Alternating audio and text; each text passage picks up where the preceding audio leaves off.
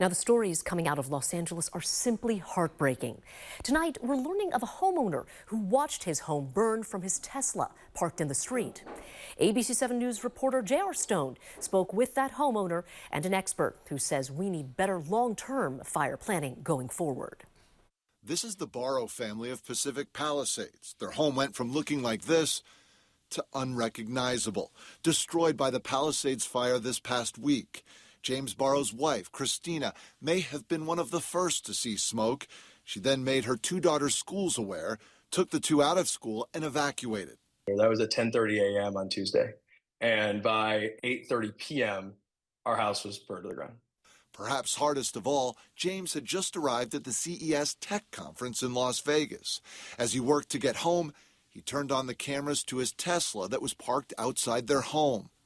And so I was able to remotely log into my car, and literally as I logged into it, I saw a flame jump from one house into our side yard, then into our garage, and burn down the whole house. Like many others in the Pacific Palisades neighborhood of Los Angeles, Barrow is angry. His family was dropped by State Farm Insurance weeks ago, and despite living near a fire station, his house and others on the block burned. There's literally a fire station 3 blocks from our house, and fire trucks didn't come to our house.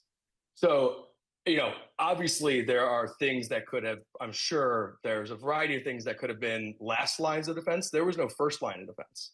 Working fire hydrants were an issue, and USC professor Kostas Sinalakis says until water pressure can be accurately monitored citywide, it should be tested annually. This is the kind of thing that, you can spend a lot of time doing calculations, but unless, people go out there, it's not that difficult to test it. You can test these things, once a year and make sure that you're prepared. James says it's the water issue, lack of warning systems, and lack of information that anger him.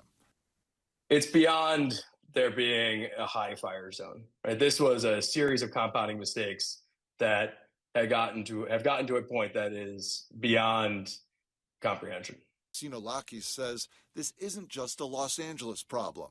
I think going forward, we need to work better, at all levels, at the federal level, at the state level, at the local level. Barrow does say his family is safe. It's just tough. My 5-year-old literally will go into fits of I just want to go home. And I totally get it. I do too.